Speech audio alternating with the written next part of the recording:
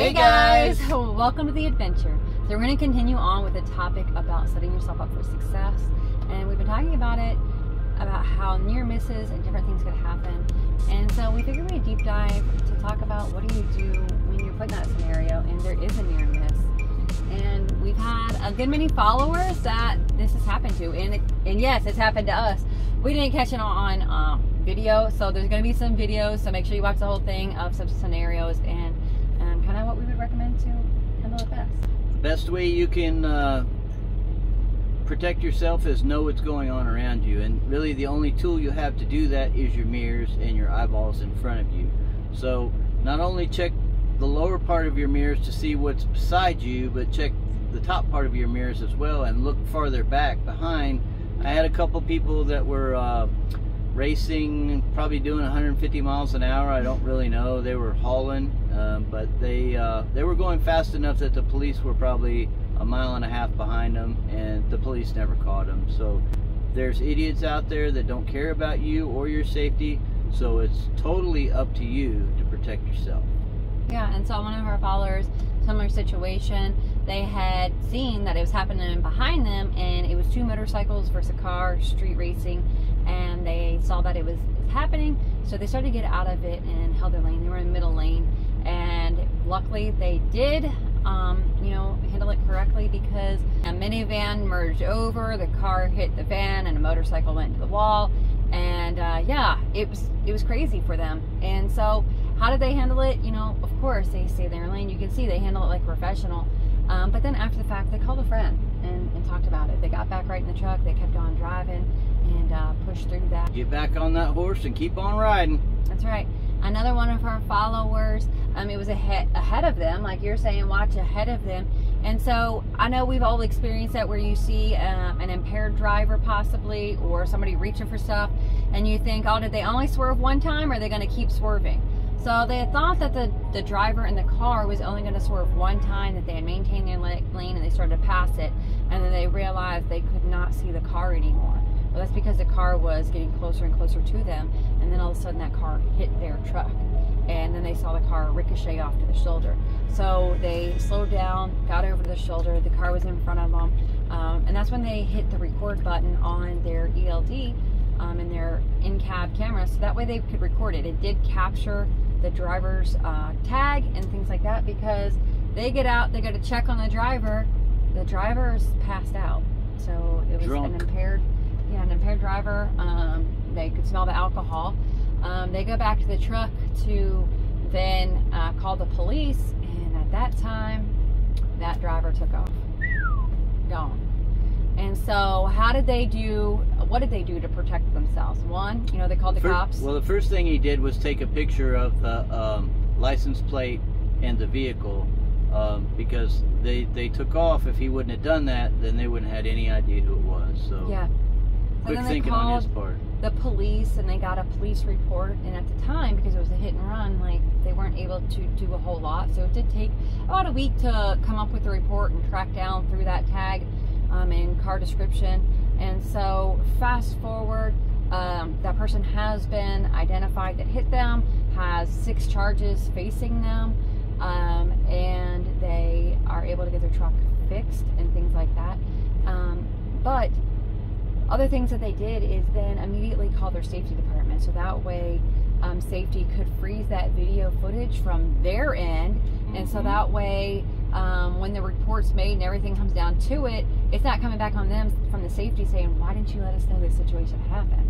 And then they also called their insurance company immediately, because again, it took a week before they could track down and the report was final. So they called their insurance company, letting them know that something had happened.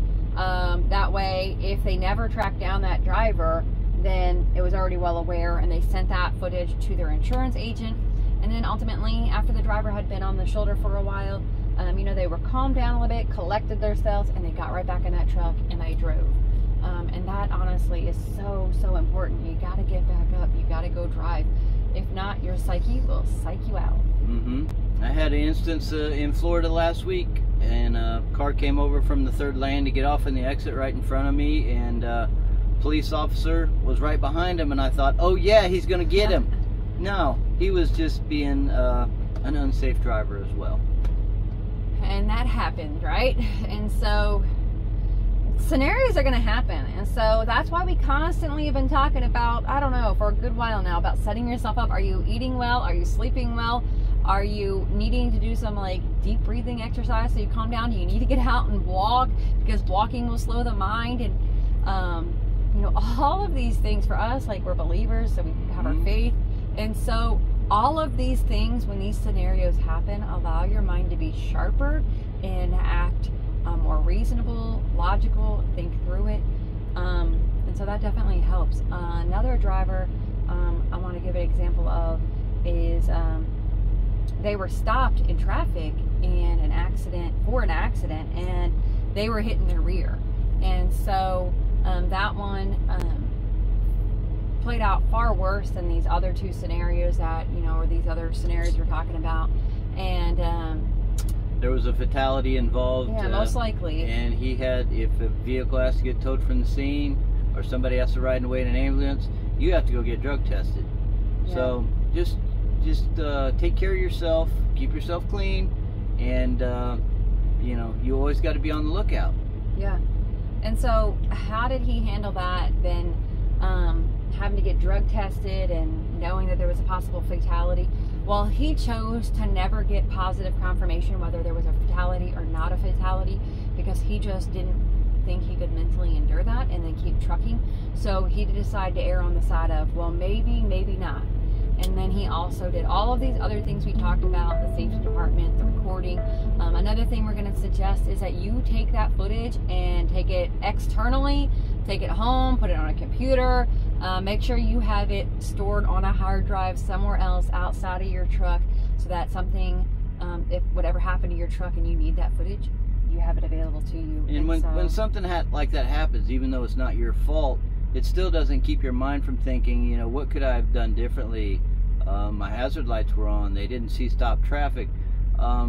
You kind of got to put that aside and just realize that you did the best you could, and it was somebody else's mistake.